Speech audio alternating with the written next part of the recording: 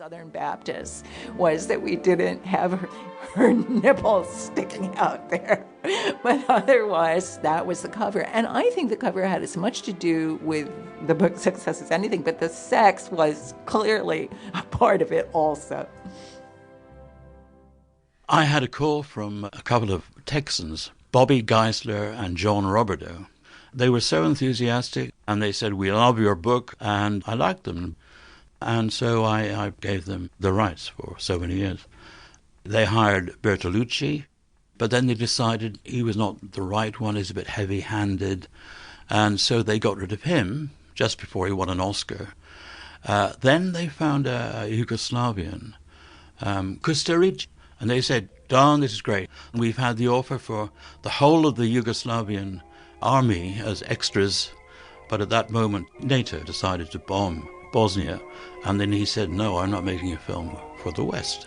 It was just one more of the curse coming, you know. There were other directors. One was Pedro Almodovar, and another was David Cronenberg. Then David Lynch with Dennis Potter as the screenwriter. And there's a story that they met in America, and they embraced at the end with tears in their eyes, and said, "This is going to be our great achievement," you know. And Isabella Rossellini was going to be his leading lady. In fact, there was a moment, New Year's Eve in Paris, when Geisler and Roberdeau were in the Ritz with champagne, waiting for him to come and sign the contract. And instead, the waiter came and said, "A call for you." And David Lynch here, "Isabella has left me, and I'm afraid I can't make The White Hotel without Isabella. I'm heartbroken." There have been so many extraordinary hitches all along the way. I'm Bernie Nyman. I'm a publishing lawyer. When I got involved in dealing with the film rights of the book, that was very much a privilege. It really was the most extraordinary book. But this is somewhat clouded by the trouble that it's caused Don over many years. I've never heard of anything quite like this with regard to film rights in a book. Don effectively had to change allegiance from Geisler and Roberdeau to the investor, Gerard Rubin. Rubin had put in millions of dollars. He was trying to get his money back by getting court orders that gave the rights in the film project to him. But Geisler and Roberdeau tried to get out of this by selling the rights to the White Hotel for $1 to a friend, who then gave them back the rights. This created a huge lawsuit which went on for years and years and years, and also involved me. I was stunned one day when I had a writ given to me. Jerry Rubin was suing me for $4.2 million. It was just overwhelming.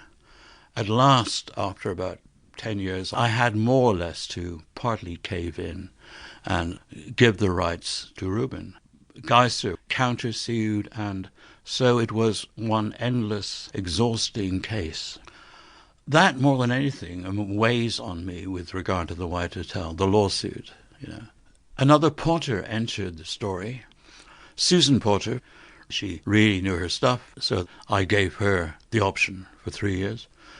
She was looking for a director. She hired Philippe Mora, and they went to the Cannes Festival, first class all the way. But the guy who had promised the money had had a sudden accident and was in a coma, and so he was unable to sign the check. And so the money had run out. So my note to David is to keep a smile in the character. My name's John Amiel. I'm the director of The White Hotel, radio adaptation of a screenplay by Dennis Potter. Way back in the early 80s, I'd read D.M. Thomas's extraordinary novel, and the combination of Dennis Potter, with whom I'd done The Singing Detective, and the extraordinary novel was just irresistible. The screenplay is laced through, in a sense, with Dennis's voice and preoccupations and imagery. Dennis